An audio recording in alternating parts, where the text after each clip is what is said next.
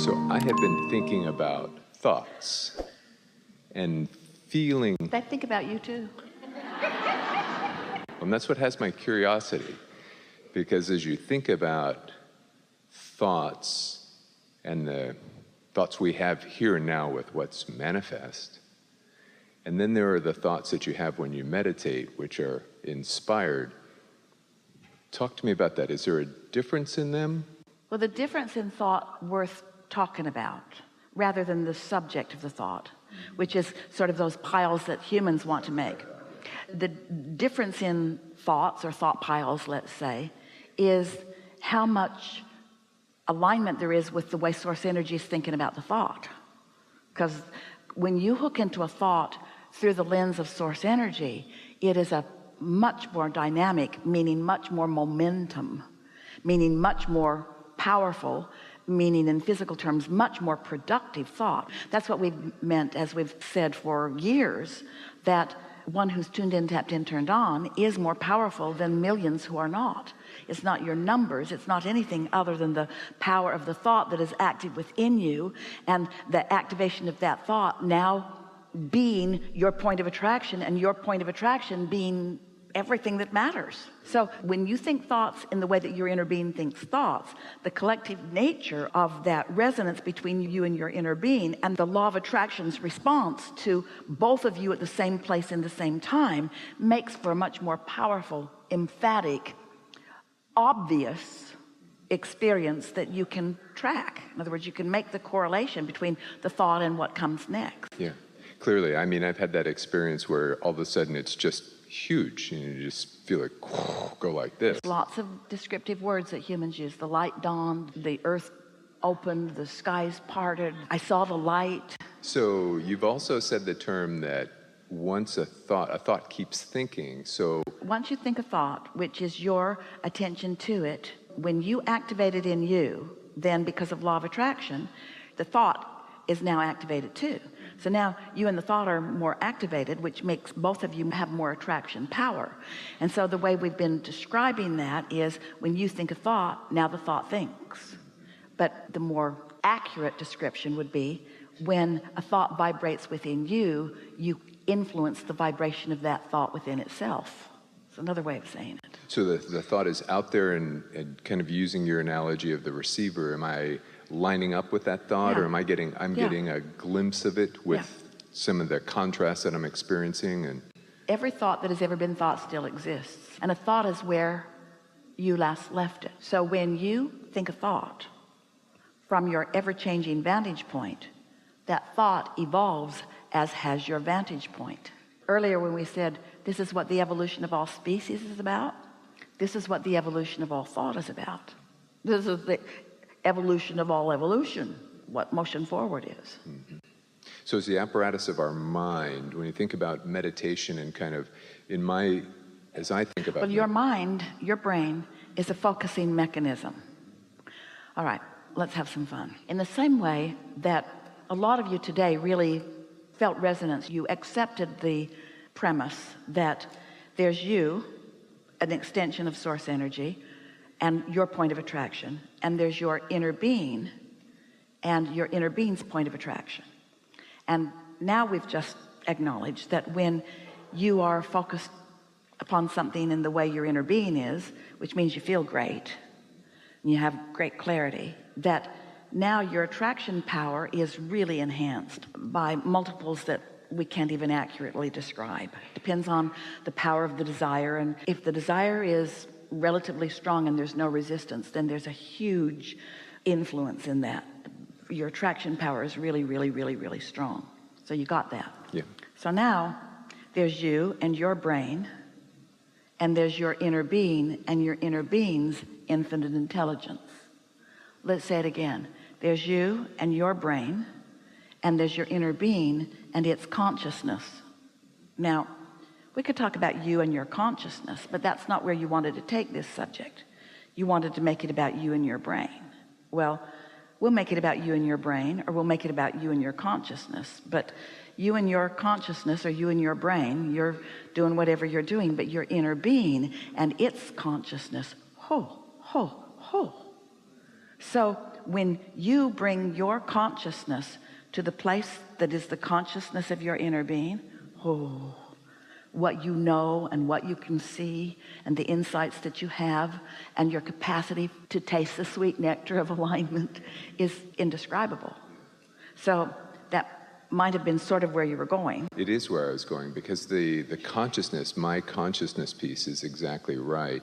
And when I think about the meditative process, it's almost for me of like a conditioning of the brain or a training of the brain to allow that consciousness to really Perfect flow. words. It is a training of the brain to allow this blending and greater consciousness. Mm-hmm. Yeah. And so some might say, oh, meditation is really hard for me because I can't quiet my mind. And then we always say, when you say that, well, you've trained your brain to be responsive to life, and so we get how it's sort of hard to slow that down. And you then sometimes say, well, it's a sacrifice that I'm really not willing to make. And we say, we get it, that you might feel like you're sacrificing some human consciousness, but when you realize that by quieting the resistance of human consciousness and allowing the fullness of infinite intelligence in a moment, it's a very small sacrifice. Mm-hmm. I agree. And we're not asking you to give up who you are. We're asking you to reclaim who you are. And it's not just the who you were when you first got here, it's the who you've become because you've been here. Yeah. And I can feel that when I get to that point where I feel clarity, the clarity I think that you described. When I feel that, I can feel my consciousness and I just feel, more complete. Well, one of the reasons that it's a feeling sensation is that when you are resistance-free and you are allowing your consciousness, which you want to call your brain, some do, to join with the infinite consciousness or the consciousness of infinite intelligence, you've opened the intelligence of all of the cells of your body to that intelligence.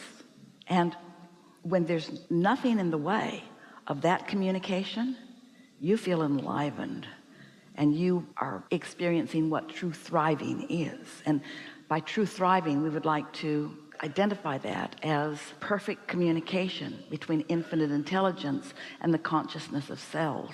Talk about positive expectation. Talk about renewal. Talk about rejuvenation. Talk about refreshment. That's why meditation has the potential of being so refreshing, because it is a time of truly refreshing you right to the very finite details of your physical apparatus. And your cells are much less resistant in nature than your, what you want to call brain. Your cells, when you have a negative belief about your body, the individual cells aren't having any of it. They don't all get together and say, well, here's the company line here. Here's what's come down from headquarters. We're not thriving under these conditions. Your cells don't have that kind of communication. Your cells are, first and foremost, they are so easily influenced by source energy. And if you're not in the way, then they are so easily influenced by source energy. Can we take this a little bit further? Yes. And talk about this. Can you hear? Is it good? So when you think about, my consciousness and getting blended with my infinite consciousness there, and then using that to inspire people, just like the previous conversation, inspiring the math class. And so holding that throughout the day is the best way to do that? And well, holding it throughout the day gives you this advantage. You just practice it more. But it will be available to you at any moment that you ask for it. That's what our friend meant. She didn't want to set any strong standards. That's what we meant when we said, we're always there to meet you, and any time that you get there, and the more often you are there, then the more you will expect to be there. Esther has had the experience of standing before you for so long, so many years, that she could meet someone in the hallway and receive very bad news.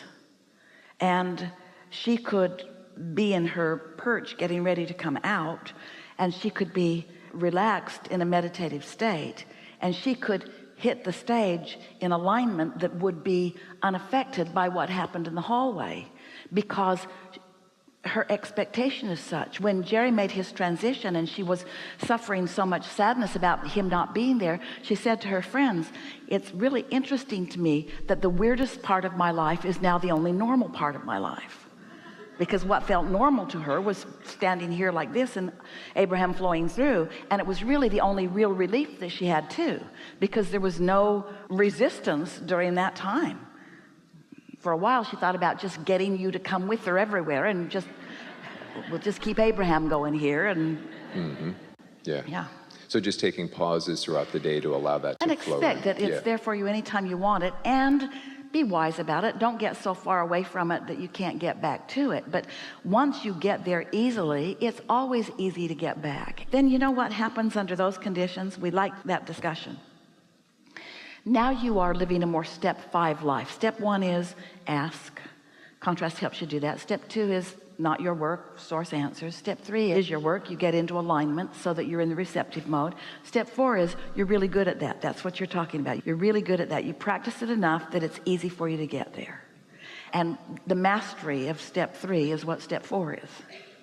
And then step 5 is now you're no longer afraid of contrast, because you're not putting that impossible responsibility on yourself. You're not saying, I'm going to get there and I'm always going to stay right there. Instead, you're saying, I get there often. I know what it feels when I am there. I know what it feels when I'm not there. I prefer to be there. I can get there easily. And so now you're ready to consciously embrace the world with all of its ebbs and flows and flaws and wonderments. And you don't feel guarded about it, because you know that you've got this infinite intelligence that's always right there, and that you can hook into it anytime you want. Sometimes once you first begin this work, you'll say to us, Abraham, I've been meditating and I've been applying the stuff and I'm getting pretty good at it, but those people at work are so negative. And I'm worried about their influence on me. And we always say, we like it when you bump up against resistance after having tasted the sweetness of no resistance, because now you can make some choices. And now and only then are you willing to make different choices. Instead of choosing which pile you believe, you're choosing alignment or not. And once that starts being the decision that you're making and you're choosing alignment more and more and more, now the piles are all your friends.